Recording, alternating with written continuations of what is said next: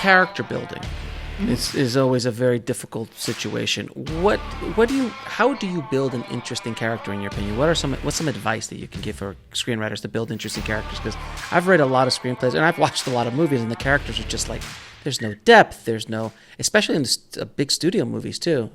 I always beat up on the DC universe, but there's a reason why Marvel's done very well and DC has not, because the characters, you really feel Iron Man, you really feel Spider-Man, and you don't feel as much for the other side of the fence sometimes.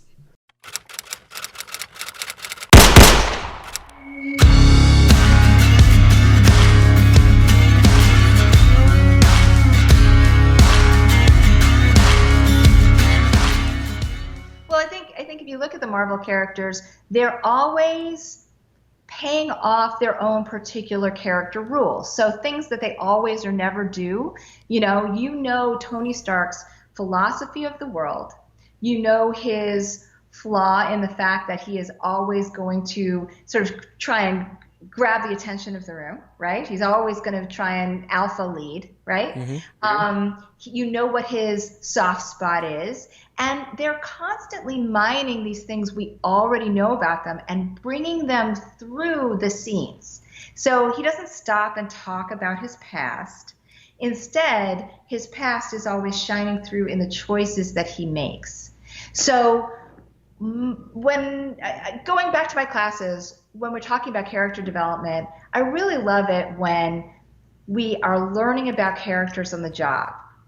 How they were raised, who they are, comes through in the choices they make and the behaviors that they exhibit.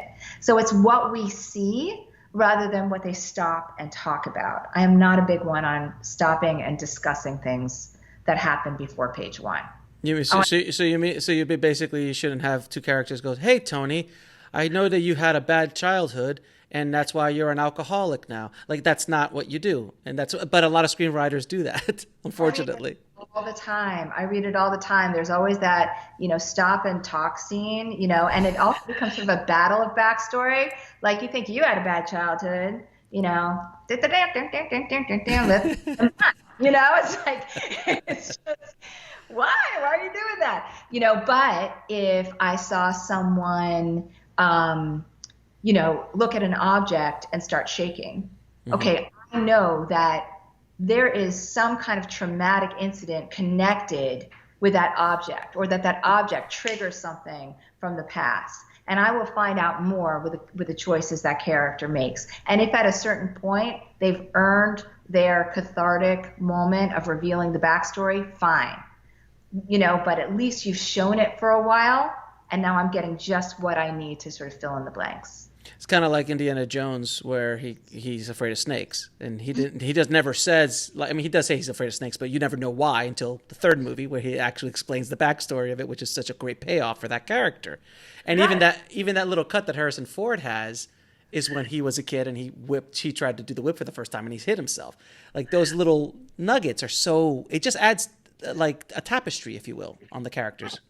But all we cared about in the first one was, wow, this guy who isn't afraid of anything is afraid of this one thing. We all have fears, and that's all we had to know.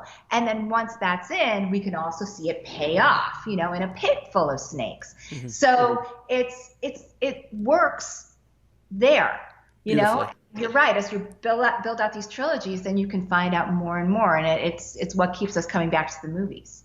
And that's why the payoff, with Endgame, as of this recording, Endgame came out a few weeks ago, and it is just a crescendo of 22 films. It's no one's ever done anything like this.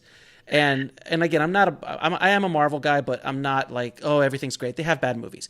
But this was such a wonderful way of just wrapping it up and payoffs of the characters over 10 years.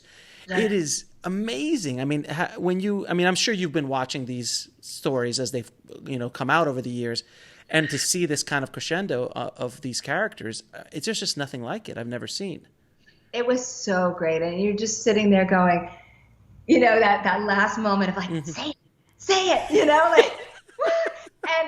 And to be honest with you, there were moments in that battle when I thought, oh, that's a great way to end it. And then Right. I feel like they would bring in this other thing like, oh, no, that's the great way to, oh, of course they have to, they finished off everything with still leaving room for whatever they're going to do with the next series of Marvel movies.